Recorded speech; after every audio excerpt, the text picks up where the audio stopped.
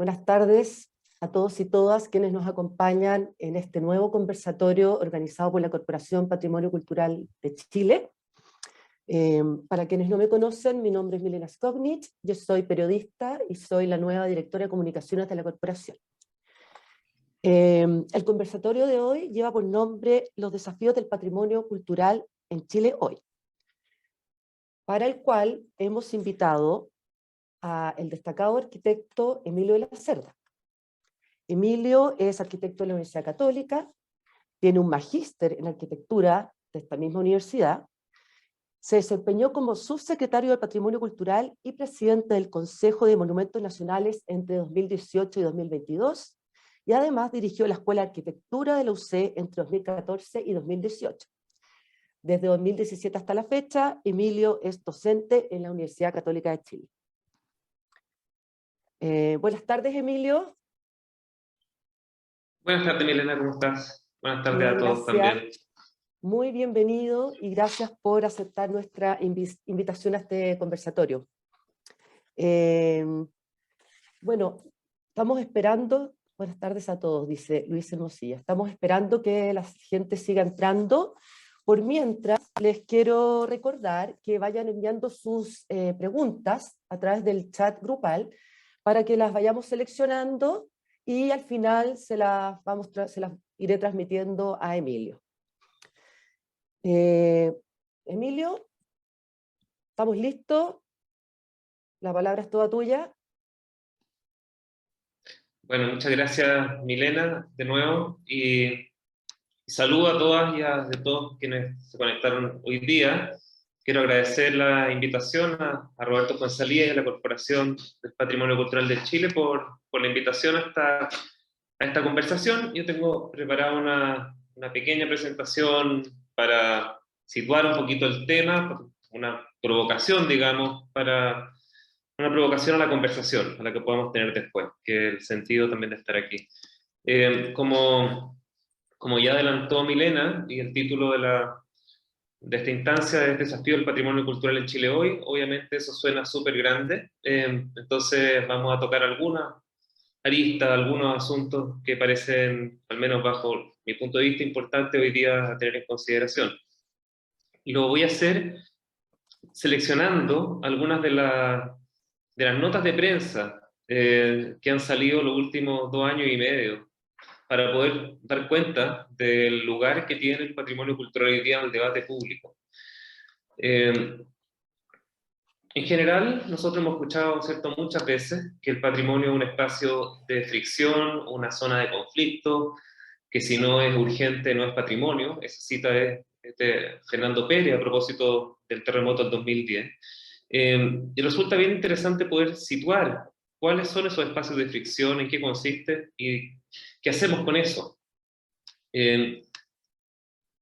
Voy a partir acá como tirando este hilito, que para todos es una especie de símbolo de lo que ha ocurrido en parte con el patrimonio en el último tiempo. Obviamente no toda la discusión del patrimonio cultural en Chile se limita o se conecta solo con el tema del estallido social, pero desde ahí ha surgido un gran debate en torno a los bienes simbólicos en nuestra sociedad.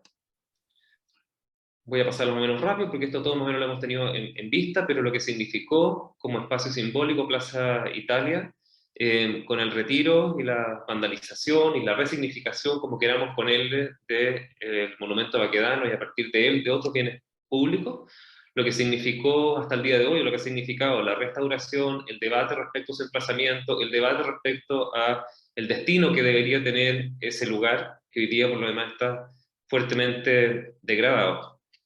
La discusión que se ha venido dando en relación al resto de la ciudad, al espacio urbano, al espacio de lo público, vinculado al patrimonio cultural, pero no solo al patrimonio cultural, y también la mirada según la cual no es solo esto algo que ocurre en Santiago o en las capitales regionales, sino que hay fricción, conflicto ligado al patrimonio cultural en todo el territorio. Pongo un ejemplo, la ruta patrimonial de algunas de las iglesias de la Araucanía. No solamente tiene que ver con los bienes religiosos, pero sí se ha concentrado en algunos casos muy emblemáticos. Esta es la iglesia de la Asunción, en Vicuña Maquena, después de la destrucción que tuvo en una de las manifestaciones del estallido social. El caso de La Serena, digamos, de la avenida Francisco Aguirre y los monumentos, la discusión respecto al traslado de bienes patrimoniales. Aquí no estoy citando porque podría ser mucho más amplio, pero que esta es una discusión que no está solamente en Chile, es una discusión que está ocurriendo en muchos lados por diferentes razones, por el tema de los confederados en Estados Unidos, el retiro a la estatua del general Lee, muy emblemática, la discusión respecto a la agenda decoloniales, digamos, ligado a la figura de Isabel la Católica, a la figura de Colón, que van desde destrucción de monumentos a intervenciones artísticas o resignificaciones. Lo que ha significado eso para las instituciones, aquí otra nota, como los museos resguardan sus colecciones, cómo eso significa retirarlos, aunque sea temporalmente, del dominio público, del acceso directo. La contabilizaciones que han hecho los órganos competentes respecto al volumen de daño es bien único, digamos, porque nosotros como país hemos estado acostumbrados a lidiar con la vulnerabilidad de los bienes patrimoniales en atención a los desastres naturales, principalmente terremotos, digamos, pero este fenómeno que estamos situando acá es bastante nuevo y se mueve por lógicas muy distintas.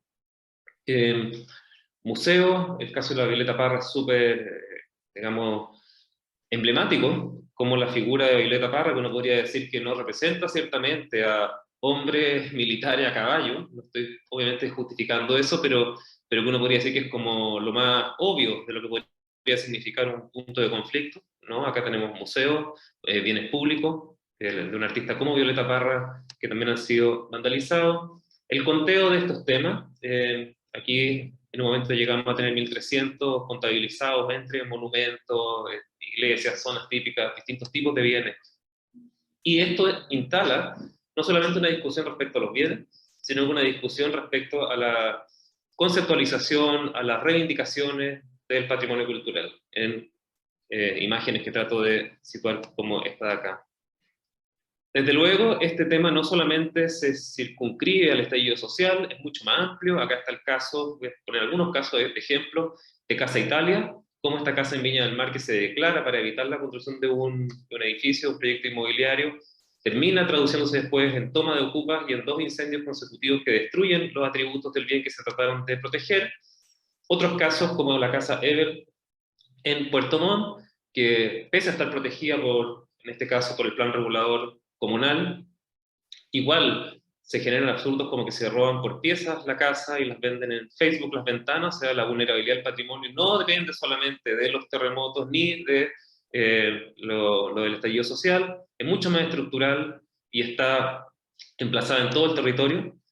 El caso de Chiloé, que es emblemático, es un sitio UNESCO, 16 iglesias de las 152 registradas son protegidas, reconocidas por UNESCO, con una afiliación muy íntima, muy fuerte entre patrimonio inmaterial, entre manifestaciones inmateriales sincréticas además, con dimensiones que son misionales, católicas, sobre una base indígena huilliche, como se ha explicado latamente para el caso de la iglesia de Caguach, que aparece ahí en la procesión en pantalla, y cómo estos templos son vulnerables al punto tal que hace 2 años la iglesia de Ancud, San Francisco de Ancud, fue vandalizada, fue quemada completamente con todos los bienes interiores que poseía.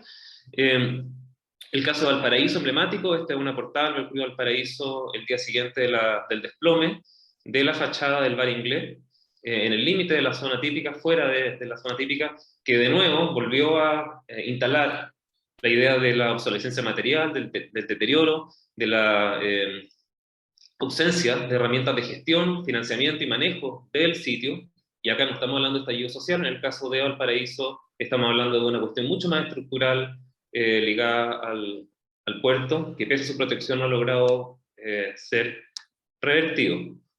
Hay otras amenazas ligadas al patrimonio cultural, de nuevo, que son más amplias que la discusión que nos tiene tan atentos por los bienes públicos urbanos y el estallido social, que es el tráfico ilícito, el robo de bienes patrimoniales y cómo estos bienes terminan siendo subastados fuera de Chile con regulaciones que hasta el día de hoy son insuficientes, pese a que Chile ha ratificado la Convención UNESCO del 2014 del tráfico ilícito, pero nosotros no tenemos inventario completo de todos los bienes patrimoniales que Chile maneja en esta materia, y por lo tanto resulta muy difícil para el caso de Chile ejercer el peso de la prueba cuando se encuentra, por ejemplo, con piezas como esta clava mapuche en remates en Christie's, que la noticia era justamente que Christie's niega el reclamo porque Chile no tenía inventarios completos que certificaran que esa pieza era de hecho, como es, una pieza de origen chileno. La situación que viven los museos privados y las instituciones patrimoniales en Chile, yo diría, le sumaría a los privados también las estatales, algunas instituciones como el Bellas Artes, el Museo Histórico Nacional, el Museo de Historia Natural también son parte de esta fragilidad institucional en el manejo del patrimonio. Y otros temas que son parte de la problemática del patrimonio cultural, que no tienen que ver con daños, vandalizaciones o desastres naturales, sino que con conflictos o con fricciones, como ponía al principio, entre desarrollo y protección patrimonial. Fricciones que son inherentes a la condición de patrimonio, pero que quizás nos ha costado mucho manejar por diversas razones, que las vamos a conversar, espero, en un ratito más. Acá hay un ejemplo, digamos, la manera en la que los impactos ambientales de desarrollo importantes para las ciudades como Metro chocan con los temas arqueológicos, con la necesidad de abordar de buena forma los bienes arqueológicos urbanos, pero tienen un costo enorme, tienen unos tiempos asociados que son complejos y que no hemos logrado manejar eficientemente en Chile. Acá otra nota que habla un poco de lo mismo, digamos, de inversiones que están tensionadas con el manejo patrimonial y específicamente el arqueológico. Obviamente acá puede haber paleontología, puede haber temas de zonas típicas, áreas protegidas, pero lo arqueológico es especialmente importante hoy día como problemática en Chile. Y acá hay tres casos que todavía no logran ser solucionados, digamos. El edificio de Neurociencia en Valparaíso, detrás de la Iglesia de la Matriz, núcleo fundacional de Valparaíso, un proyecto emblemático que va a vitalizar un inmueble que vivía un cascarón abandonado hace décadas, quemado, un antro, digamos, un lugar muy complejo en el corazón de Valparaíso, con un proyecto académico de investigación que se quiere instalar en ese lugar como una apuesta por la ciudad, que tenía un financiamiento del orden de los 6.000 millones de pesos y que ya tiene un aumento enorme de costos asociado justamente a hallazgo arqueológico. Con esto no quiero ni siquiera insinuar que los hallazgos arqueológicos tienen que subordinarse a las agendas de los proyectos y que no importan para nada, pero claramente tenemos una fricción fuerte entre líneas de base arqueológica, tiempos de respuesta, formas de contrato, MOB, con proveedores, las fases de licitación, que están generando nudos que no nos permiten concretar proyectos que son emblemáticos e importantes para un lugar como Valparaíso. El caso del bypass de Castro, que esto es noticia que está ocurriendo ahora, de hecho, como los atrasos que se han producido en un bypass que quería estar entregado hace 3 años y que tienen que ver con hallazgos sistemáticos arqueológicos, con falencia en líneas de base arqueológica, desde luego, pero también con una incapacidad de lo resuelto a la fecha, y con el tema del mismo tipo del borde costero en Valparaíso, en Barón, proyecto de parque que reemplaza el famoso Mall Barón, con una apertura del borde costero público, que también en base a ciertos hallazgos se ha ido ralentizando. Reitero, acá no estoy ni siquiera insinuando que lo arqueológico no tiene importancia y que tiene que subordinarse a los proyectos, porque no lo creo, pero sí, claramente, al ver estos temas y otros más, tenemos un conflicto, una zona de fricción súper importante en el país en relación a este patrimonio. Esto tiene impactos también en proyectos muy grandes que tienen que ver con parques eólicos, con energías renovables no convencionales, y la discusión respecto a cómo equilibrar interés público, el interés público del patrimonio y el interés público de una agenda de energía verde, por ejemplo, para el país, resulta hoy día al menos perentorio y no estamos quizás logrando abordarlo de manera muy eficiente. Tenemos cruzadas como la de Gastón Sublet, en el caso de Limache, defensa de formas de vida, defensa de incluso de otros atributos de patrimonio, como puede ser la arboleda de Avenida Urmeneta, que se conceptualiza como un atributo urbano de enorme relevancia, que no está siendo recogido de manera idónea por el instrumento de planificación territorial, por el plan regulador comunal, y eso genera una tensión fuerte que detona una voluntad por protegerlo como zona típica, pero a la vez, y esta también es noticia muy reciente, una declaratoria, zona típica, que parecía obvia, como el entorno de la iglesia de Castro, donde a pocas cuadras se construyó el molde Castro, y que es un compromiso del Estado de Chile con UNESCO, se declara, se achica el polígono, y aún así tenemos una conflictividad fuerte a nivel local, con recursos de protección de varios vecinos, con la máxima autoridad ministerial de Cultura, que están ocurriendo ahora, digamos, y también con el presidente de la República, justamente por que esta dimensión del patrimonio y del desarrollo no logra ser completamente resuelta con los instrumentos normativos vigentes. Llegado a este punto, quizás, porque ese es como un barrido introductorio, digamos, de algunos de los temas que tenemos entre manos al hablar de patrimonio hoy en el país, quisiera tocar como tres aspectos que me parecen relevantes y que están en juego quizás hoy día, que sistematizando todo ese confeti de prensa.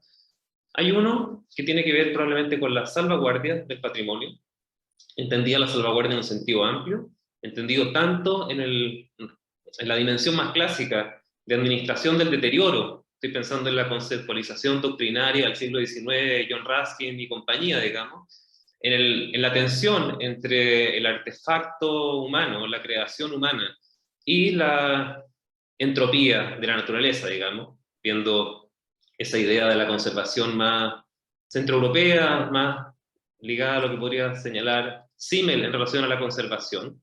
Ese tipo de debates de la conservación material y las discusiones que surgen de aproximaciones, si se quiere, así más contemporáneas, como pueden ser la Carta de Nara, que incorpora otras miradas, donde lo inmaterial tiene un rol, tiene una agencia sobre lo material, y conceptualizaciones en esa línea que podrían ser muy útiles para nosotros, por ejemplo, en los casos de la iglesia Chilotas o de las dudas del Armagüe, o sea, de bienes patrimoniales, donde lo material está íntimamente ligado a un saber hacer de una cultura inmaterial.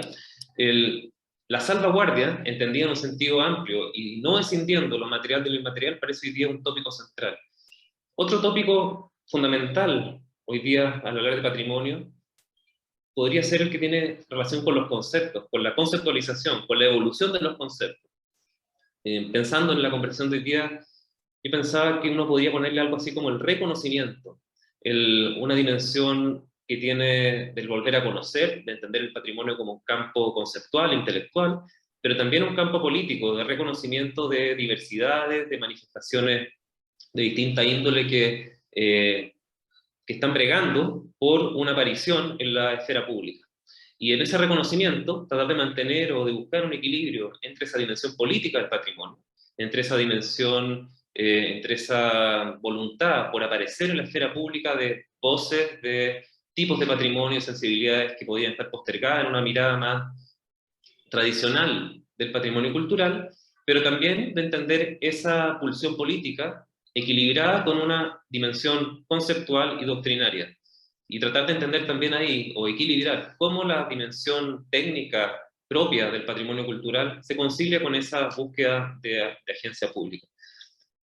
Y en esas dos dimensiones, digamos, la conceptual y la material, o la de gestión del patrimonio y la conceptualización del patrimonio, que están hoy día como una balanza en juego, de todas maneras tiene un impacto directo en la discusión que vamos a conversar un poquito ahora, del marco normativo de legislación de patrimonio cultural en Chile, y también de orden reglamentario e institucional, cuando hablamos, para no poner todos los huevos en la discusión de la ley de patrimonio cultural, sino que también en la institucionalidad, en el sistema de protección que está vigente, que pasa también por dimensiones reglamentarias, de política pública, de programas sociales, de iniciativas, etc. Y ahí es más o menos lo que estaba comentando ahora, una dimensión de la salvaguardia, una de este reconocimiento, de esta dimensión conceptual y política del patrimonio y la incidencia que tiene eso en el marco regulatorio.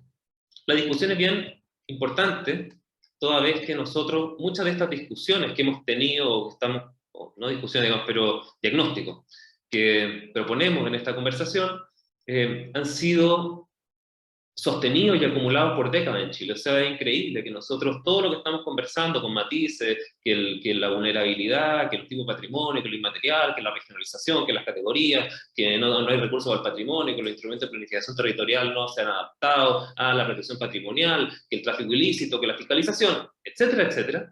Muchas de esas discusiones no son nuevas, las hemos venido rumiando por 50 años.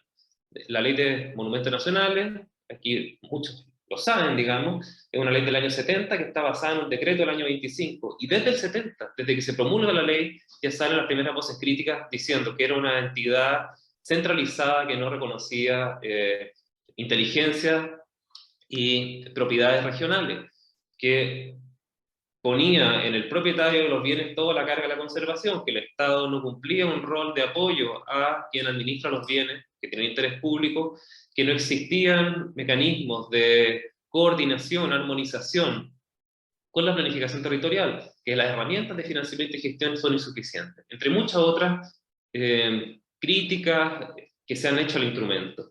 Y lo curioso es que a la fecha, pese a que todos esos temas nosotros los sabemos, pese a que tenemos terremotos cada cierto rato, no hemos logrado, por diversas razones que podremos discutir, generar los cambios que Chile necesita en materia legal y regulatoria.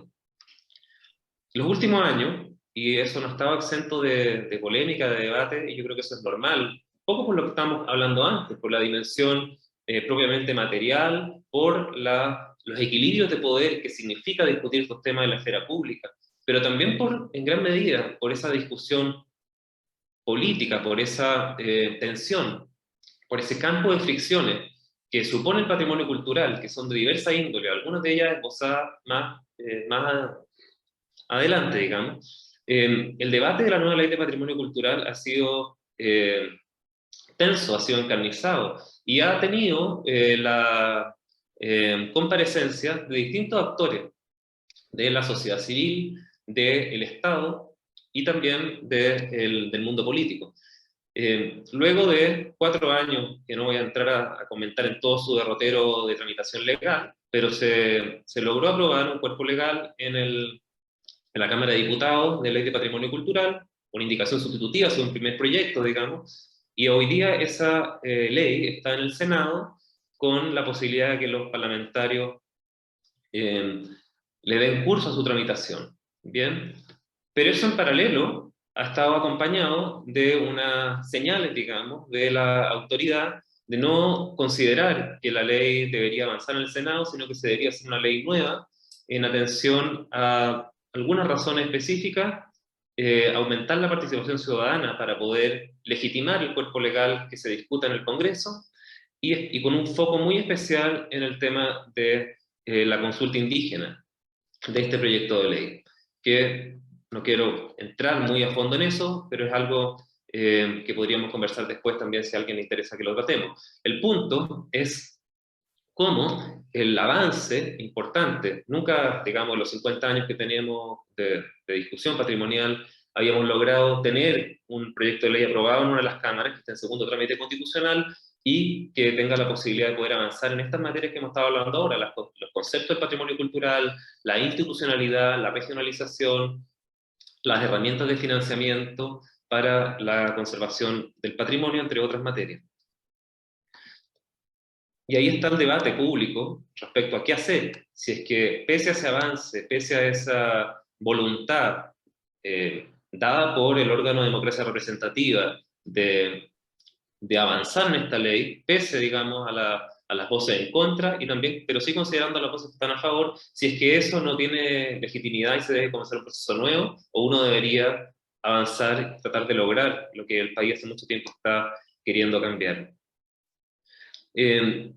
Como algunos temas, quizás porque puse al principio puras imágenes un poco terribles, digamos, y no es la idea fijar todo lo que está ocurriendo como de maneras muy negativas. Yo tengo la impresión de que hay desafíos y cosas que se han hecho que son muy positivas y que nos dan algunos derroteros de desafíos futuros del patrimonio cultural, que no se limitan solo al tema del campo legal. Yo creo que es un error pensar que todo lo que podemos hacer en el patrimonio se limita a cambiar o no la ley, siendo que sí es muy importante. Hay iniciativas positivas, voy a mencionar algunas que también han sido difundidas por medios públicos en relación a la salvaguardia del patrimonio.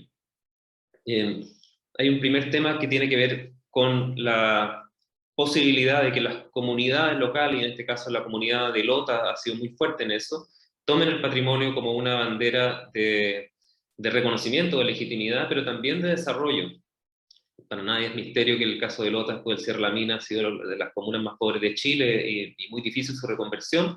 Y ellos ven en el patrimonio, en sus bienes materiales, una herramienta para desarrollo, para dignidad local y para poder, de hecho, generar un estímulo para que los jóvenes queden en Lota, para que haya desarrollo local, no solamente en base al turismo, sino que también en otro tipo de herramientas de desarrollo. En esa línea es que se ha planteado como un horizonte común la posibilidad de postular Lota como patrimonio mundial en esta trilogía de el salitre, Humberto de Santa Laura, el cobre, Sewell y el carbón en Lota como país minero que tiene 3 sitios muy importantes. Y acá el objetivo ha sido más un motor para que la comunidad se mueva y las entidades públicas se muevan junto a ella que una voluntad por colgarse una medallita y no hacer nada, digamos, después de eso. Dimensiones que han sido reconocidas fuertemente en la escena internacional, como pueden ser las complejidades del cambio climático para el patrimonio cultural, y en el caso de Rapa Nui se ha enfrentado a algunos de esos daños que se han dado por marejadas con trabajos con la comunidad, con digamos, los canteros que conocen la restauración de los ajus, de los muros, y poder entrar a trabajar, enfrentar esos temas con ese conocimiento local en un bien material tan importante como este, otro sitio UNESCO. Y algo parecido ocurrió en este caso, y podría mencionar varios otros más, del camino del Capañán, del Camino Linca, qué sé yo, pero este es Pucará de Quito, que también, cambio climático, fuertes lluvias, fuerte descorrentía en el cerro que generaron daño en el sitio y se impulsaron iniciativas de intervención y conservación en el bien. Todo esto con los marcos regulatorios y con los escasos, digamos, recursos existentes en el Ministerio actual y en el Consejo de Monumentos. Un paso importante que se ha dado en el caso de Valparaíso, después de casi 20 años de declararlo como sitio UNESCO, pero no tener una hoja de ruta ni una figura de administración del bien idónea, es haber logrado superar incluso las fronteras políticas, porque esto se firmó con el alcalde Char, entre el gobierno de Sebastián Piñera y el alcalde Char, en tener una figura, una nueva corporación que administre el sitio, en la cual están puestas hartas esperanzas para lograr revertir en parte el deterioro endémico del sitio patrimonial de Valparaíso. Casos de archivos de artistas que también se han empezado se han empezado a trabajar en el Ministerio de Cultura, en este caso la obra de Federico Asler, poder conocerla, poder protegerla, no solo la obra misma, sino que todo el soporte que ha permitido que una obra exista, y así como está Asler, podríamos tener a todos los premios nacionales detrás de eso como una responsabilidad del Estado frente a ellos en su patrimonio. La recuperación de bienes patrimoniales que han estado súper olvidados, esto es patrimonio material, pero también es patrimonio inmaterial del centro de Santiago y de la historia de la pintura en Chile, Pedro Lira y Mural de Quinchamalí en trabajos de restauración después de, digamos, décadas de abandono. Casos que pueden ser virtuosos, que han ocurrido en el norte, y esto lo vinculo a esta tensión entre desarrollo y patrimonio, que son hallazgos no previstos de sitios arqueológicos de una minera canadiense enorme en la zona del sur de Iquique, en Patache, en la costa, que se tradujo en un esquema de trabajo con esta minera para crear un fondo de investigación en patrimonio cultural, en arqueología, y lograr destrabar una cuestión que se veía imposible, con grandes costos para el país, para la inversión del país, en un beneficio patrimonial. Y esto hecho de la mano con nuestros consejeros del Consejo de Monumentos Arqueólogos. Yo creo que este es un caso que puede ser interesante en la línea de los desafíos de cómo vincular de manera mucho más colaborativa los proyectos de desarrollo con la protección del patrimonio y su investigación. Algo parecido se ha tratado de hacer, esto ha sido súper complejo en el caso de Lota, con hallazgos no previstos en la zona del sector llamado Lota Green, la antigua fábrica de cerámica, un sitio arqueológico increíble sobre el cual se están construyendo viviendas sociales. Tenemos acá de nuevo la tensión entre las familias que reclaman sus viviendas desde el terremoto, que están, digamos, damnificadas muchas familias, del terremoto del 2010, y estos hallazgos arqueológicos que han ralentizado el proyecto. Entonces aquí también hay una fricción fuerte que se ha tratado de resolver incorporando el patrimonio en el proyecto. capacitación y trabajo directo con la comunidad. En el caso de Chiloé es clave. Imaginemos que las iglesias están en un archipiélago, algunas están en islas tan lejanas. La primera reacción sobre amenazas, sobre riesgos, es de las propias comunidades. Siempre ha sido así, y por lo tanto empoderar a esas comunidades, poder capacitarlas, en este caso con extinción de fuego, es fundamental. Son trabajos de gestión, no solo de protección legal. Este es un tema un poco árido, pero muy importante, temas normativos. Nosotros en el 2010 con el terremoto no teníamos norma patrimonial ninguna, y por lo tanto el MOP, al tratar de inyectar recursos públicos para recuperar patrimonio en un edificio de adobe o en un edificio de albañilería en masa o en un edificio de mampostería en piedra, no tenía cómo intervenir porque no teníamos normas. Y del 2010 a la fecha, Chile ha creado 2 normas sísmicas en patrimonio, una para tierra cruda y una para construcciones patrimoniales en general, junto al Instituto de la Construcción, al Colegio de Ingenieros, a las universidades, o sea, un grupo grande de entidades trabajando colaborativamente, sector académico, sector privado, sector público, en tener estas normas que son bienes públicos que hoy día nos permiten conservar patrimonio en algo que parece como tan invisible, tan lejano. Recuperar patrimonio cultural cuando hacemos inversión pública. Acá voy a mostrar algunos casos, algunos son muy recientes, como el de Subercasó, que ganó este año el proyecto de estas 2 arquitectas, Cecilia Puca y Paula Velasco, y en el caso de Rodrigo Aguilar, que ganó en 2014 para la cárcel de Punta Arenas. Pero cuando hay proyectos de inversión pública que también tienen una dimensión identitaria tan fuerte a nivel local, recuperar patrimonio cultural parece una responsabilidad fundamental del propio Estado.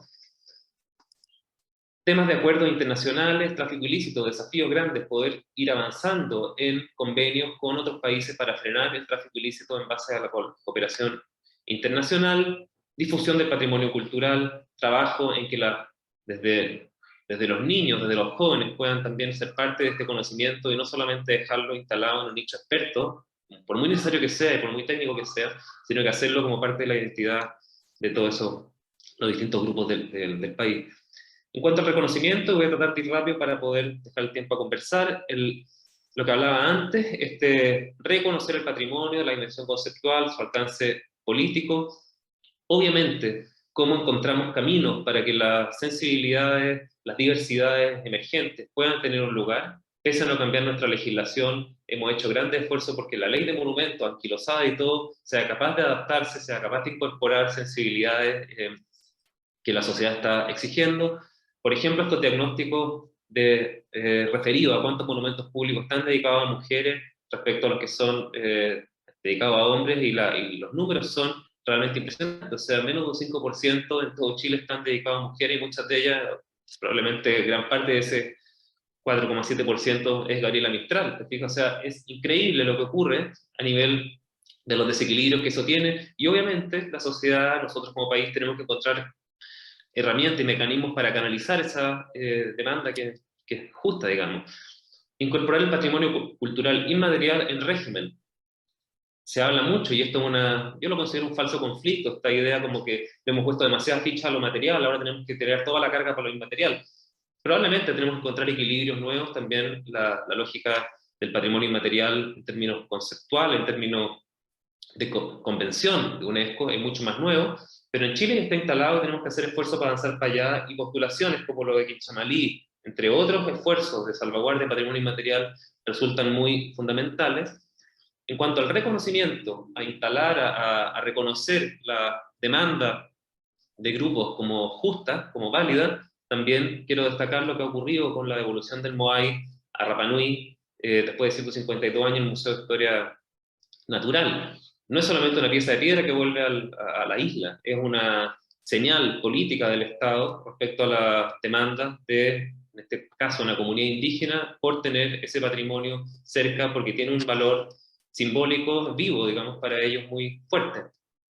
Y también la manera en la que esa demanda de restitución de bienes culturales se instala primero a nivel local, pero luego también con una agenda internacional de Chile respecto a bienes patrimoniales que salieron incluso antes de que la isla, en este caso, porque estas son imágenes de Rapa Nui, fuera incorporada al territorio chileno, por lo tanto antes de la legislación moderna y tal, pero sí reconocer en esa demanda una dimensión política importante, simbólica importante, y poner las herramientas de la diplomacia en ese sentido. Los temas de Villa San Luis fueron increíblemente importantes para mover la aguja respecto a la discusión de los sitios de memoria, de qué es patrimonio y qué no es patrimonio, de esta tensión entre proyectos inmobiliarios y bienes patrimoniales. Y destaco no solamente la declaratoria como un momento que fue muy tenso, además muy friccionado, muy conflictivo, sino que también la voluntad construida posteriormente entre las partes, que parecían irreconciliables, para llegar a un acuerdo y poder tener una visión común, en este caso de un memorial, después de años de conversación y el patrimonio como una herramienta también de acercamiento entre grupos que parecía que ni siquiera podían conversar. Pero así como hay reconocimiento simbólico y político, también hay reconocimiento o protección que se construye en base al conocimiento científico y disciplinar. Destaco lo de Chinchorro, que aparte de la valoración local de autoridades y comunidad, es un logro de la ciencia, de los equipos de investigadores de la Universidad de Tarapacá que se han dedicado a estudiar el complejo cultural Chinchorro.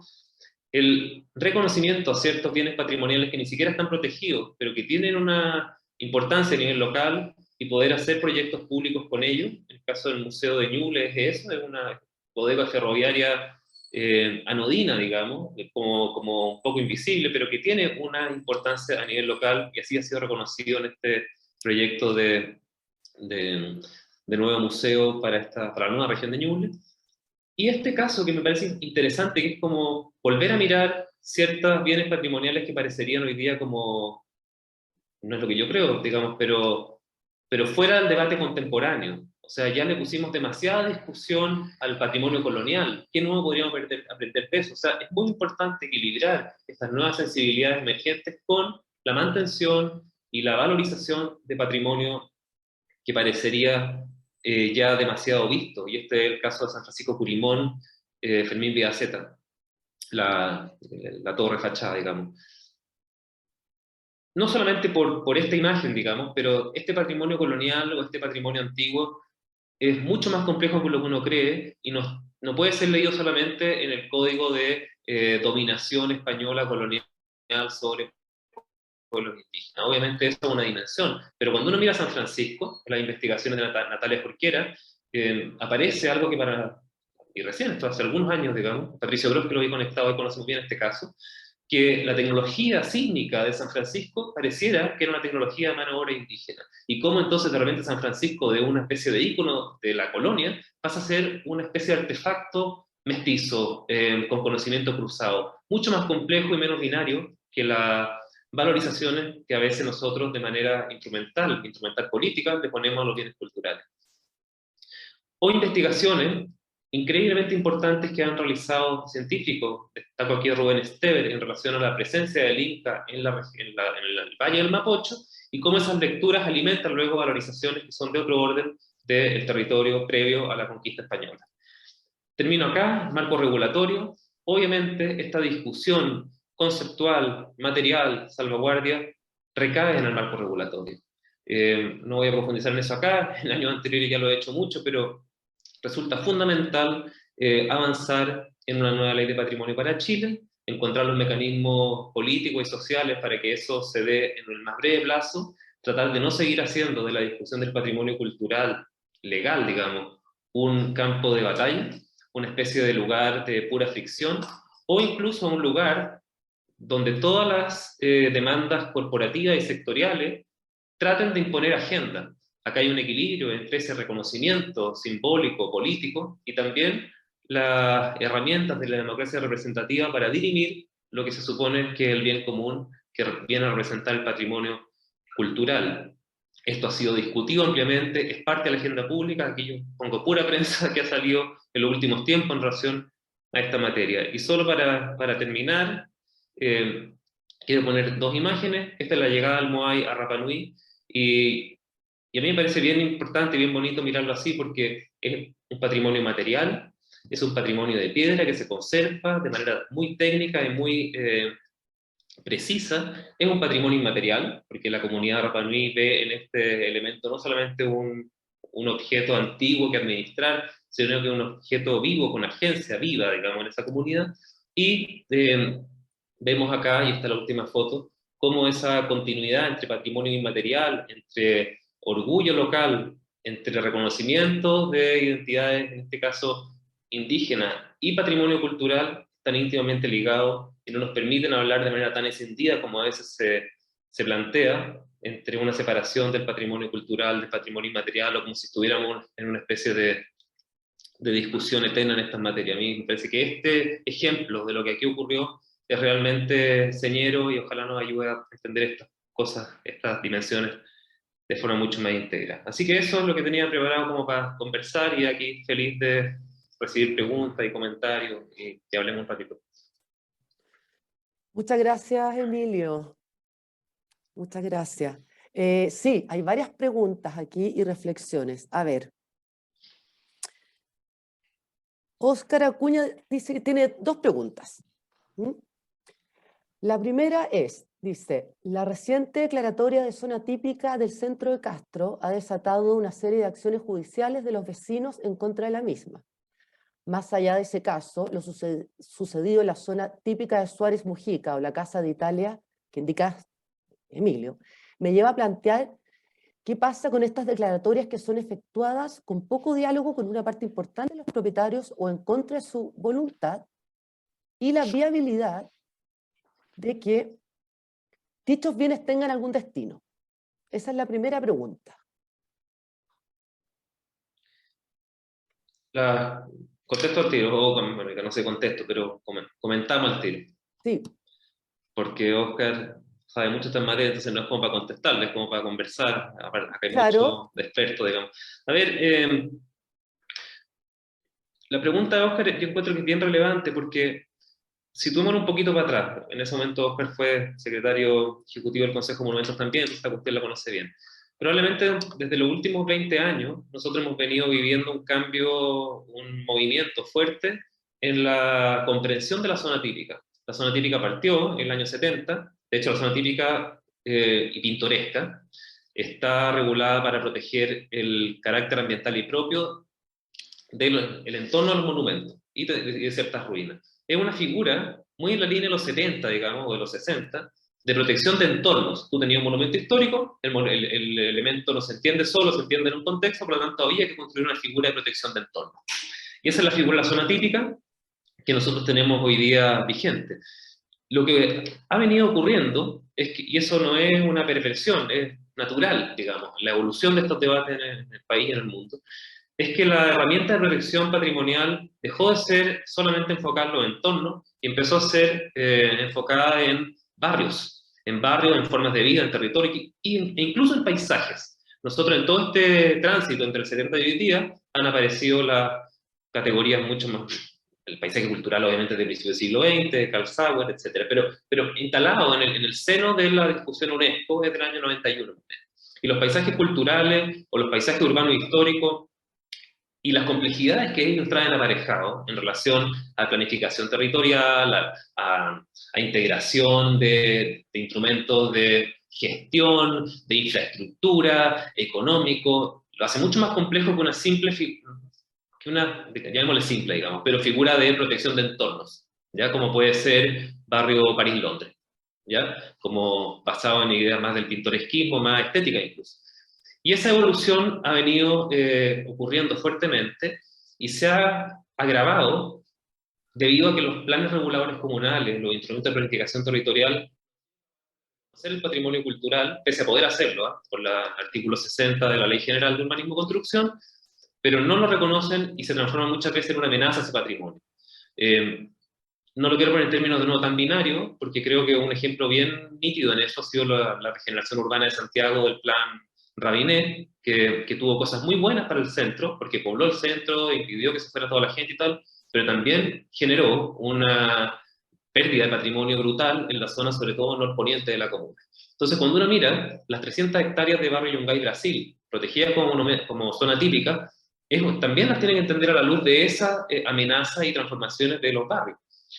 Sobre Mujica, que tiene 90 hectáreas, un poco parecido, y en el caso de Castro, que la declaratoria de 30 hectáreas partió siendo de 100 hectáreas, llegando hasta los palacitos de Gamboa, digamos, era mucho más grande, y se acotó a 30, tratando de cumplir con el compromiso de Chile de la protección del entorno, y ahí la amenaza era evidente, o sea, habían construido 2 cuadras, un mall, te fijáis, un un tremendo mamotreto más grande que la caja de Castro. O sea, y eso era es lo más notorio, porque todo el entorno de Castro ha ido cambiando, incluso con proyectos menores, digamos. Entonces, claro, lo que dice Oscar es muy cierto. Acá hay primero una fricción que tiene que ver con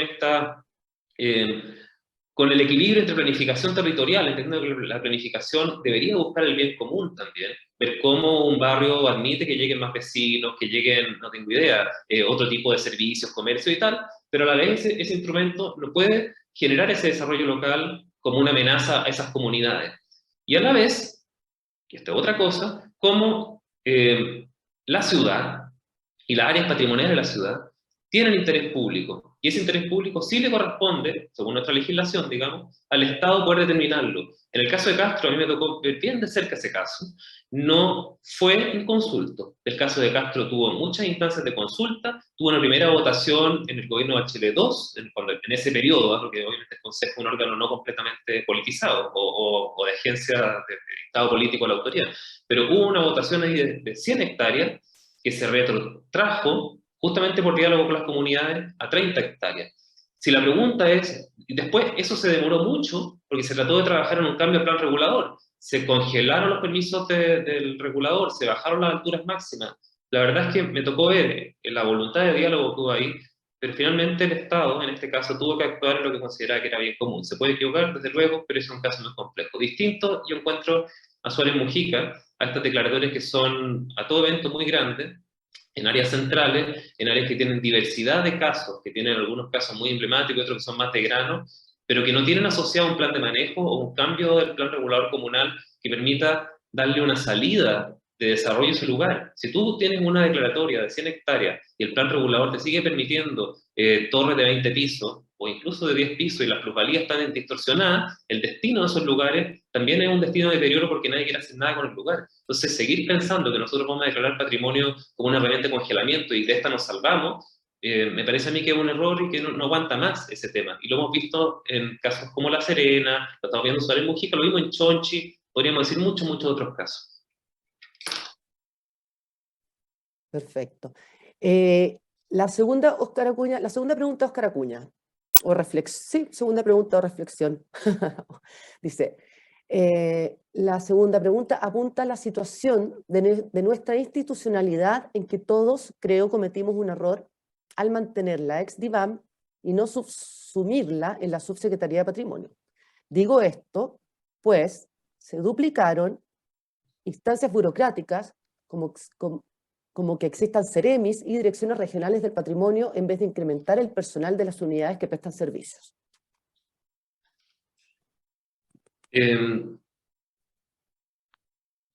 Sí, a ver, yo encuentro que tiene razón Oscar. Voy a explicar un poquito, porque esto es un poquito más técnico, quizás no todos no tienen por qué saber todo. Nosotros teníamos históricamente, ¿cierto?, tres instituciones principales, siglo XX, digamos. La DIVAM, la Dirección de Biblioteca, Archivo y Museo, creo que creada el 29, Oscar, si no me equivoco, 27, ¿sí? 29.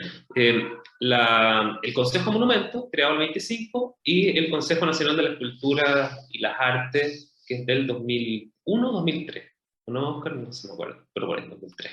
Bueno, y esas tres instituciones terminaron siendo casi dos, porque el ejercicio de la presidencia del Consejo Monumento la hacía el vicepresidente ejecutivo, que era el director de la DIVAM, por lo tanto el Consejo Monumento, que era un órgano pleno, distinto a la DIVAM, terminó subsumido, chupado por la DIVAM, en términos de todos sus equipos técnicos, no sus consejeros, pero son el músculo que hace.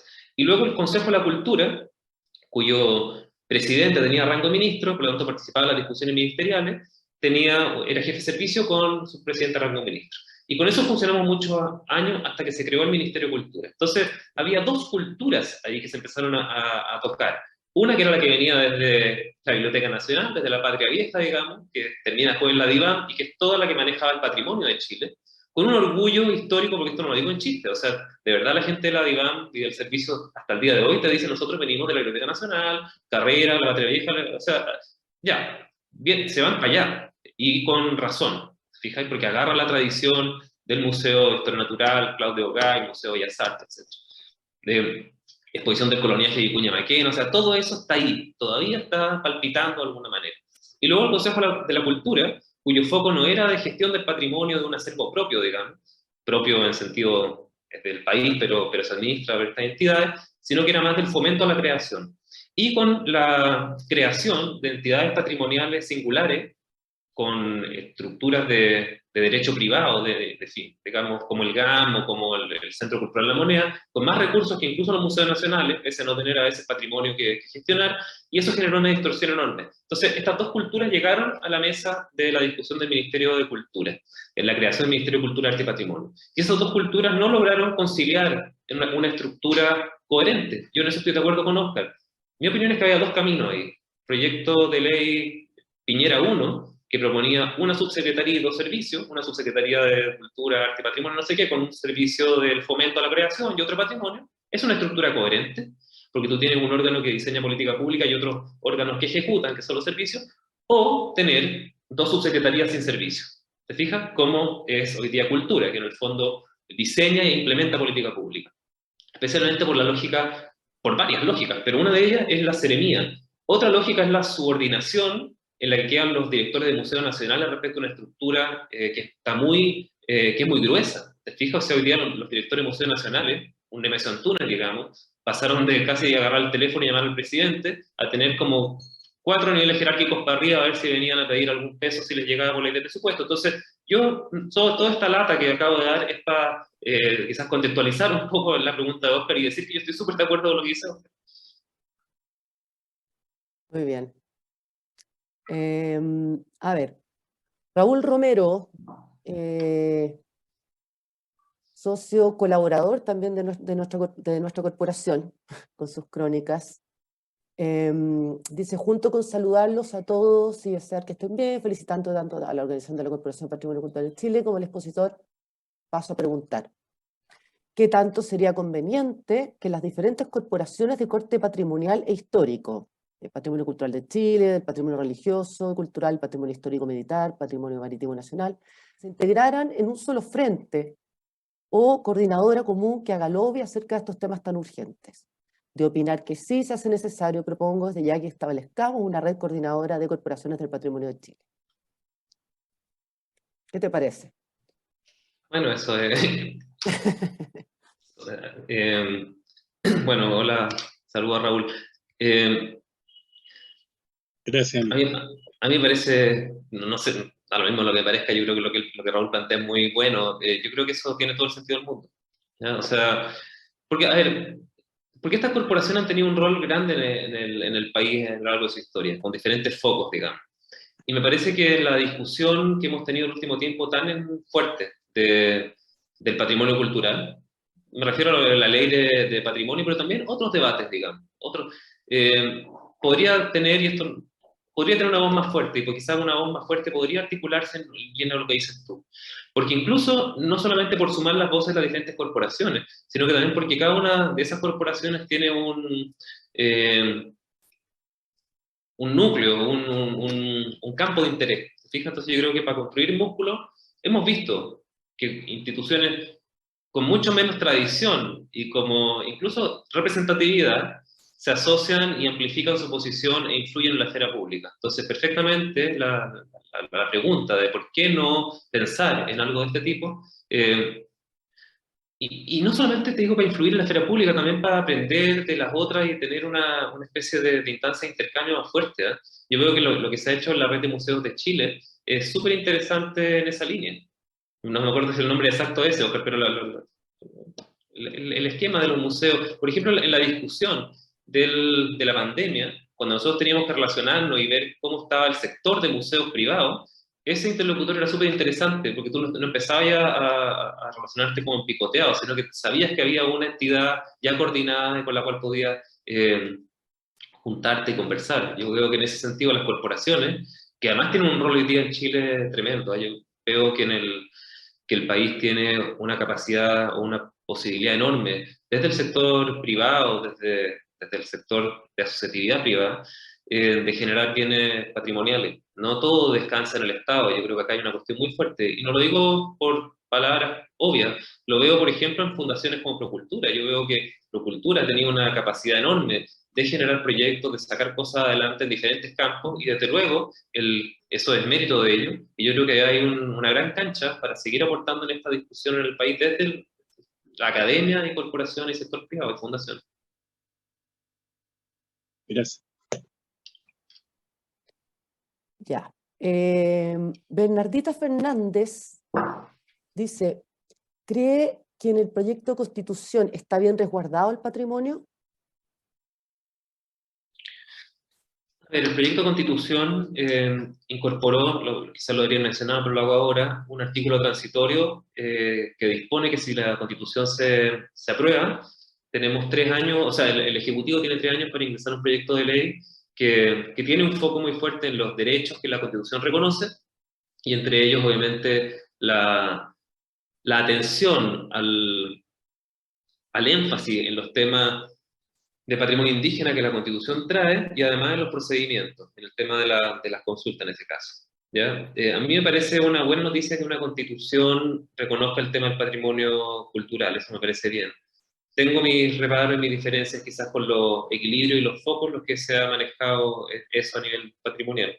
Pero sinceramente, llego hasta ahí en esa discusión, no me quiero meter mucho en la discusión constitucional en ese caso, pero sí estimo que a ver, voy a meter un poquito más. La discusión que en parte la tuvimos en la ley de patrimonio, digamos, según la cual muchas visiones, válidas visiones particulares de la sociedad, digamos, nichos de interés, reivindicatorios, como uno le quiera poner, que la sumatoria de eso sea capaz de construir el bien común, como si el bien común fuera la sumatoria de particularidades. Yo creo que eso es un debate que no hemos tenido suficientemente, ¿te fijas? Y yo creo que esa discusión, si es que en el campo del patrimonio, por ejemplo, incluso reconociendo la diversidad del patrimonio, la necesidad de buscar ese equilibrio y tal, cómo eso queda calibrado en un cuerpo legal, como el tema que teníamos en la ley, y también en la Constitución, creo que es un debate bien abierto. Pero una pregunta mía, ¿pero qué pasa con la ley de patrimonio? A ver, estamos como país, digamos, en una especie de encrucijada, ¿cierto? Estamos, la ley de patrimonio hoy día, el Senado podría hacerla andar, ¿ya? Se ha dicho, y yo he consultado los temas reglamentarios esto, se ha dicho parte de la autoridad, como una señal política, digamos, yo creo, que se quiere retirar la ley de patrimonio, que una acción con esto hace retirar la ley de patrimonio como un acto político. A ver, eso no se puede hacer, ¿ya? Porque la ley ya pasó el primer trámite constitucional, está hoy día en el segundo trámite. No. Entonces, reglamentariamente, y esto me lo han confirmado en un momento los equipos de las Express, lo que puede hacer el Ejecutivo es ingresar indicaciones, incluso una indicación sustitutiva. Una sustitutiva reemplaza el proyecto entero, digamos, pero mantiene algunas cosas como el informe financiero, varias instancias que pueden ser importantes, pero el retiro no, ¿ya? Entonces eso no tiene mucho asidero.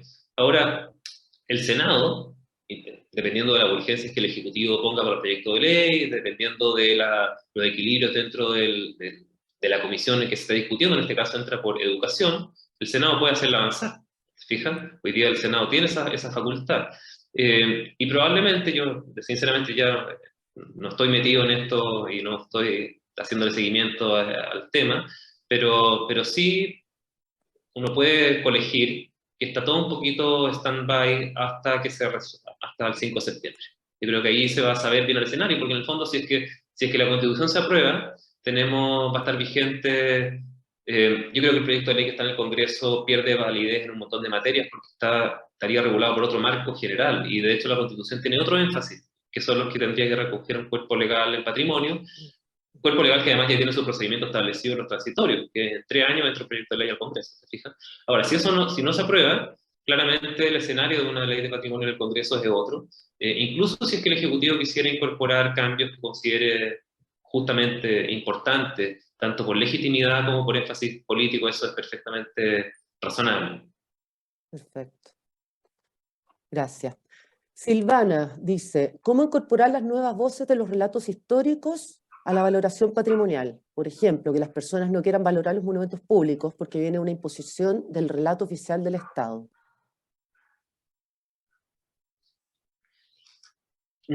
Hola Silvana. ¿Cómo hacerlo? Sinceramente no lo sé muy bien. A ver,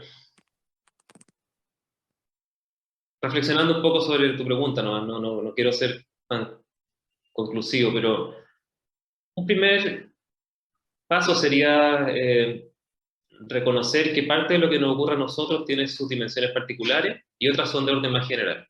Ocurren en muchos lados del mundo, ¿ya? O sea, eso para no sentir que todo se está inventando en Chile. O sea, acá hay discusiones incubadas en distintos contextos, contextos comunitarios, contextos académicos, respecto a discusiones, por ejemplo, los temas del, de la herencia colonial en nuestros comportamientos, instituciones, prácticas, forma de vivir el territorio, etc. Esa discusión eh, está instalada no solo en Chile, en muchos lados del mundo, las discusiones respecto a las minorías, al reconocimiento de las minorías, las hegemonías de las historias oficiales, están en todo el mundo. O sea, primero me parece que hay una cuestión de eso.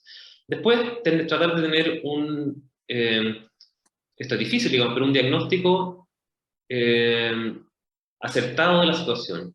Por ejemplo, en el caso de Baquedano, para tomar un ejemplo que todos tenemos en la cabeza, se termina señalando muchas veces que esto es como una especie de imposición del Estado militarizado respecto... A ver, Baquedano, ok, Baquedano fue en su momento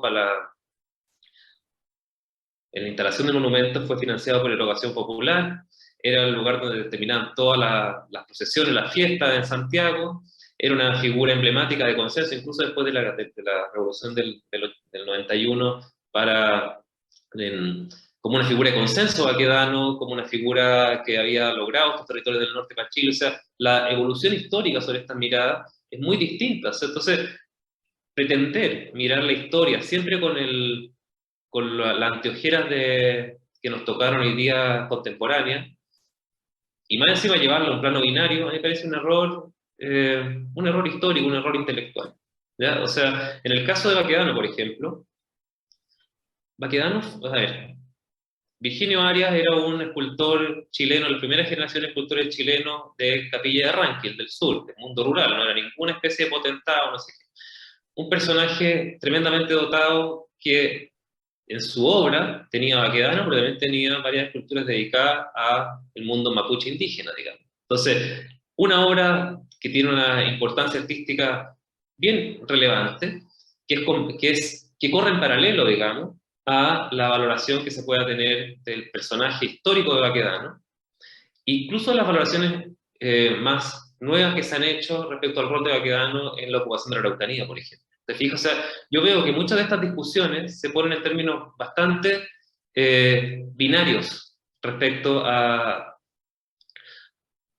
discusiones que son mucho más complejas, porque están atravesadas de historia, digamos. ¿Te fijas? Entonces, cuando citaba, por ejemplo, a Rubén Stever, o a las dimensiones más científicas, lo hago un poco pensando en eso, en ver cómo los antecedentes científicos también nos hablan, o a la Natalia Jorquera, en la Fundación de San Francisco, es que a veces lo que nosotros damos por hecho, San Francisco, Iglesia Colonial, vinieron saber, obviamente hubo una imposición cultural brutal en América, eso es evidente, pero también hubo trasfasijes culturales y sincretismos que son muy potentes.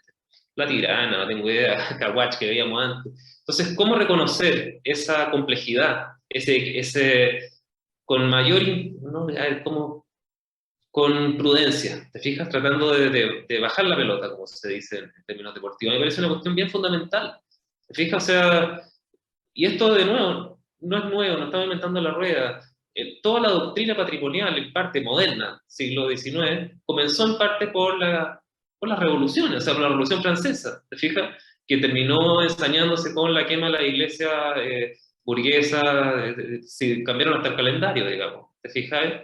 Entonces, la historia es mucho más compleja que lo que nosotros queremos instrumentalizarla a veces para agendas que son contemporáneas. Y me parece que incluso si nosotros vemos los últimos 2 años, lo que fue la mirada que tuvimos como sociedad, y lo digo porque eso es bastante eh, amplio, del estallido social y eh, el silencio respecto a la destrucción de bienes públicos emblemáticos, digamos. ¿Te fijas? Como si esos bienes no importaran, como si lo material no tuviera agencia. Fijas cuando uno como arquitecto decía, ¿cómo puede ser que se queme la Veracruz? No, pero oye, pero es un bien de la iglesia que abusa, la iglesia que se impuso sobre el mundo indígena, o sea, todo lo que significaba un instrumento para defender ideas que eran como de otro orden, terminó instrumentalizando el patrimonio. Yo creo que tendría mucho cuidado con eso. Ahora, obviamente, yo soy consciente que al decir esto se puede leer, bueno, esto es un intríngulis para no cambiar nada y no meter esas sensibilidades nuevas. No, yo no creo eso. Me parece, y por eso puse el caso de los monumentos a las mujeres, los temas indígenas, los temas Rapa Nui, que hay mecanismos en los que uno puede incorporar con sensatez, con sentido histórico y de acumulación de capas históricas, de sedimento histórico, esa nueva sensibilidad y tenemos que también tener los mecanismos para hacerlo. Yo creo que, y con esto termino un poco la intervención, que en el caso de la ley de monumentos actual, esos mecanismos tampoco están. Nosotros tenemos sistemas de protección de vía decreto que tratan de sellar una serie de atributos y valores en el tiempo forever. ¿Te fijas? No tenemos ni siquiera mecanismos de revisión, que de hecho en el derecho romano estaban. Si un prócer caía en desgracia, había mecanismos para ponerlo y para sacarlo. Nosotros tenemos acá una cosa como que el patrimonio se declara y estamos listos. Y en realidad, si es que el patrimonio cultural se sostiene en una relación entre una comunidad, entre distintas comunidades friccionadas, es evidente que ese bien patrimonial está sometido también a los cambios de la sociedad y requiere ciertos niveles de actualización. El patrimonio está vivo, en el fondo. Eso es, ¿no? Absolutamente. Claro. A ver, esta pregunta está muy interesante. Dice, ¿por qué el patrimonio cultural subacuático se encuentra tan ausente, teniendo nuestro país un vasto patrimonio en nuestra extensa costa? Cuesta mucho relevarlo al nivel de otros patrimonios terrestres. Desgraciadamente, en toda esta excelente exposición, nuevamente pasó desapercibido. Bueno, me imagino que no se puede intentar hablar de todos los patrimonios que hay, pero No, pero comentemos un acá poco podemos integrar, claro. del patrimonio subacuático. Creo que es buena la pregunta. A ver, ¿Quién hizo esta pregunta? No logro ver quién es. Cristian. No me sale el nombre completo aquí. Cristian. ya, bueno, a ver, la pregunta de Cristian me encuentro que es buena. Yo tomé unos ejemplos medio aleatoriamente, pero podría haber tomado los ejemplos, por ejemplo, el patrimonio subacuático de Valparaíso. ¿No? Ha habido Valparaíso, en muchos otros lados. A ver, en Chile, en teoría, digamos, la protección del patrimonio subacuático, no teoría, legalmente, es súper robusta, ¿ya? Porque todos los bienes arqueológicos en Chile están protegidos, son propiedad del Estado, están protegidos por el simple Ministerio de la Ley. Y en el caso del patrimonio subacuático, además, existe un decreto, no me acuerdo, creo que del año 91, que establece que pasados 50 años desde que cualquier especio o hundimiento se produce, 50 años después, automáticamente pasan a ser su monumento histórico. Y por lo tanto están regulados no solo por la categoría de monumento arqueológico, sino que también monumento histórico. Hay toda y en ese entendido, ese patrimonio subacuático entra, y así ocurre, en todas las líneas de base arqueológicas, por ejemplo, del puente sobre el canal de Chacao, de la extensión del Terminal 2 en Valparaíso, o sea, las obras portuarias o las obras que se generan en territorio marino o incluso en la zona intermareal, sí cuentan con línea de base arqueológica y sí cuentan con ingreso al sistema de evaluación ambiental. De hecho, en Valparaíso, esos proyectos patrimonios acuáticos están reconocidos. ¿Fijas? Ahora, claramente es difícil de identificarlo muchas veces por su propia naturaleza. Algunos de ellos están en zonas sedimentadas por no los relaves, digamos, por la sedimentación de tierra. ¿Te fijas? En el caso de Cureto, del Oriflama, el pecio este hundido famoso, está debajo de la tierra y se hundió en el mar. En el caso de Valparaíso, tú tienes como una torta de 1000 hojas, muchos hundimientos uno arriba de otro, justamente por el sedimento que baja de los cerros por las quebradas. Entonces, es difícil el patrimonio subacuático. Y en Chile hay toda una discusión, además, respecto a la ratificación o no de la Convención de Patrimonio Subacuático UNESCO. UNESCO ha sido buscado por diferentes vías y hay grupos que también así lo han querido, que Chile ratifique la Convención de UNESCO y a la fecha eso no se ha producido por diversas razones, quizás que no viene al caso señalar, pero que Chile sí tiene una protección robusta de ese patrimonio. Último comentario, así también como hay museos deportivos que como nadie lo ve allá abajo y la cultura esa no está tan instalada y tal, terminan sacando piezas y se han robado pedacitos, muchos hundimientos, sin ir más lejos, la propia Esmeralda. Claro. Bien. Pepa Fonsea. Dice, me gustaría que pudiéramos conversar sobre qué hacer para lograr un cambio en esta situación de desafección de nuestra sociedad con su patrimonio. Creo necesario tener un diagnóstico. Un ejemplo virtuoso es la Fundación Altiplano de Arica, que ha logrado realizar proyectos en que la comunidad participa. Eso. Bueno, súper bueno el punto de la Pepa Fonsea. Yo supongo que la misma Pepa Fonsea, diseñadora muy Ahí importante. está, yo la veo acá. ¿Ah? Eh, Aquí la veo. Bueno, a ver, el caso de la Fundación Altiplano es bonito, y lo habría mencionado porque son muy buenos, yo lo admiro mucho en su trabajo a ellos, y creo que es muy útil para ejemplificar algunos de los temas que hemos estado mencionando, porque ellos comenzaron como una fundación que recuperaba las iglesitas del barroco colonial andino, eh, pero muy rápidamente se dieron cuenta y transitaron hacia un interés en las comunidades que soportan esa iglesita, no solamente por las fiestas religiosas, sino también por las técnicas constructivas o por la dimensión simbólica de esas restauraciones. Que la paja brava de los techos se cosecha de cierta manera, a cierta altura, es todo un rito ligado a eso, que cómo se calzan las piedras y tal.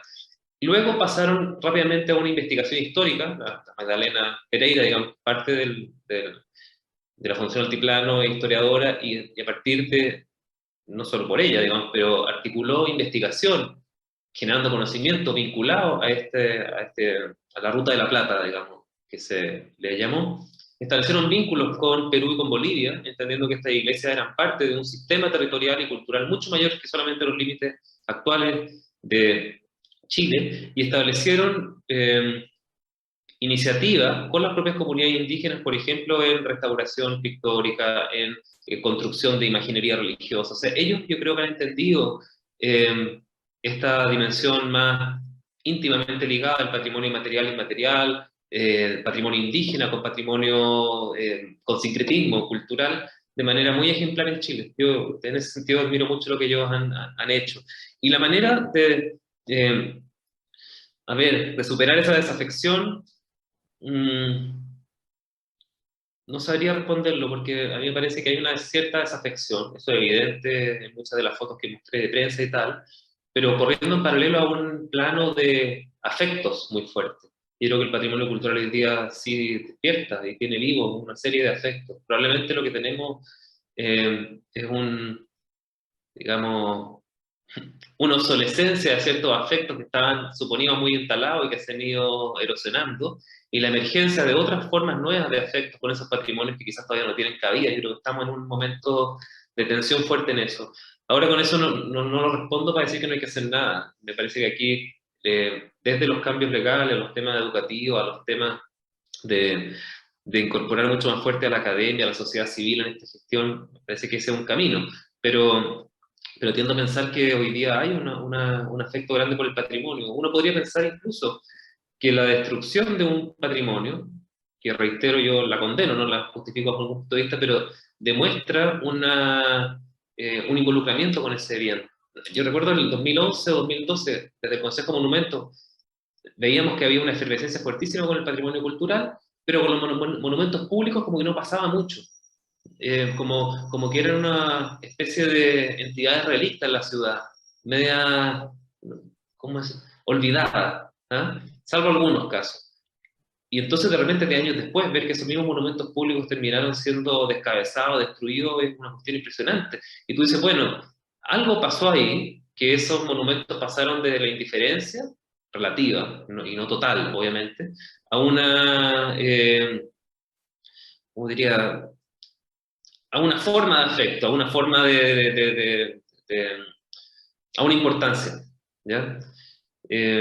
Eso diría, pero de verdad no tengo la respuesta, solamente me cuelgo de tu pregunta para tirar alguna reflexión. Y ahí vamos a hacer la última pregunta de Bárbara Leiva. Dice, si bien cada país tiene su propia complejidad que abordar en términos de patrimonio de diversas índoles, ¿qué país crees tú que sería un buen ejemplo para Chile en la mejoría de sus políticas, regularizaciones, gestión, etcétera? Y dentro de esta misma pregunta, ¿cuáles crees tú que son las deudas de Chile con su patrimonio? Eh, Bueno, una pregunta un poco subjetiva porque en el fondo voy a decir la que me parece a mí, pero obviamente todos podríamos tener casos distintos. Pero a mí me interesa mucho, siempre me ha interesado el caso brasileño, fíjate. Bárbara. Y voy a explicar por qué. De partida porque Brasil, bueno, Brasil fue bastante pionero en la protección del patrimonio latinoamericano con la creación del IFAN, del Instituto de Patrimonio Histórico Artístico Nacional en Brasil. Eh, y Brasil tiene una particularidad, y es que la creación del IFAN la hicieron los intelectuales modernos, la vanguardia. O sea, a diferencia quizás de lo que ocurrió en Europa, digamos, y que nosotros hemos de alguna manera heredado, de alguna manera, no, no absolutamente, pero la división entre post John Ruskin y Viollet Ledoux, como ese momento, o William Morris, fin del siglo XIX, o de la segunda mitad para arriba, digamos, entre una lógica como de las vanguardias, el moderno en arquitectura que tomó esa tradición y la transformó en vanguardia, y una línea doctrinaria más ligada a la conservación, que después decanta en la Carta de Atenas o en la Carta de Venecia y toda la doctrina que termina en UNESCO, Convención del 72, y entre otras, digamos. En el caso de Brasil, esa división no se dio, y los arquitectos y los intelectuales, escritores de vanguardia, fueron los que a la vez estaban preocupados de proteger el patrimonio barroco portugués. ¿Fija? Eso yo encuentro que es fascinante como germen de la protección patrimonial, porque en el fondo tenías tú a Lucio Costa, que en un momento estaba diseñando el Ministerio de Educación y Salud en Río, el típico, que tuvo una participación de Le Corbusier, que estuvo con Niemeyer, con Reidi, y en paralelo, él era el encargado en el IFAN de la declaratoria de los bienes patrimoniales del barroco portugués. ¿Te fijas? Entonces, toda la pega de Europreto, de Mantina, o la puesta en valor, el Museo de las Misiones, de las misiones jesuíticas de San Miguel Arcángel, por ejemplo, esa recuperación la hace Lucio Costa en paralelo a estar diseñando Brasilia. Entonces, me parece que esa comprensión intelectual de una continuidad entre ese pasado y lo que tú, porque los pasados, digamos, a Lei Jairzinho en Brasil, le había tocado ser contemporáneo en su momento. Y ahora a ellos les tocaba ser contemporáneos y eso no generaba un corte, una decisión entre esa tradición y lo que a ellos les correspondía diseñar o proponer. Entonces, me parece a mí que esa dimensión, incluso siendo tan cercana, Brasil, digamos, Latinoamérica, países que son del mismo corte, digamos, con los países latinoamericanos, tener esa dimensión, ese germen intelectual que luego se traduce en la política pública hasta el día de hoy, yo diría. O sea, uno puede leer en ese código mucho, o sea, me consta que el IFAN hoy día eh, mantiene esa preocupación, esa especie de continuidad histórica entre el pasado y el presente. ¿Y eso qué significa? Que cuando construyen algo o cuando están tratando de buscar algo, piensan que esa obra contemporánea está llamada a ser patrimonio en el futuro. Y esa continuidad yo no la veo de manera tan nítida que está en otros contextos. Entonces, me parece que en términos conceptuales, en términos institucionales, podríamos hablar de la línea del patrimonio inmaterial, la manera en la que han abordado el patrimonio indígena y varios otros. A mí el caso brasileño me interesa harto, digamos. Emilio dice, pregunta si podrías dar algo de bibliografía de la conservación brasileña. A ver, no es tan fácil de pillar, pero hay un libro muy lindo que se llama son las memorias de Lucio Costa, que son como ¿cómo se llama? Historia de una vivencia, suponte, que es un libraco así grandísimo y que en parte cuenta este tema. Hay muchas publicaciones de IFAN en Brasil, quizás por si uno ve la página de IFAN las puede bajar. Están los libros de Rodrigo Melo Franco de Andrade, que es uno de los pioneros también en Brasil en estas cosas. Por ahí, te fijas ahí. Eh, Eso puede servir Bien, en parte. muchas gracias. Bueno, Emilio, en nombre de la Corporación Patrimonio Cultural de Chile, te agradecemos infinitamente la excelente exposición, también de todos los que... Hay muchas felicitaciones aquí, de los participantes, de los socios, de las socias. Muchas gracias, muchas gracias. Así que nos estamos despidiendo y será hasta un próximo encuentro, en un par de meses más, esperamos. Y bueno, nos despedimos. Que descansen. Buenas noches y gracias a todos. Gracias a ustedes. Yo muy feliz de poder conversar estos temas con la corporación, así que feliz de que me hayan invitado. Gracias, Emilio. Chao. Muchas gracias, Adiós a Emilio, por todos. todo. Adiós. Saludos, muchas Chao. gracias por todo. Felicitaciones, Emilio. Muchas gracias.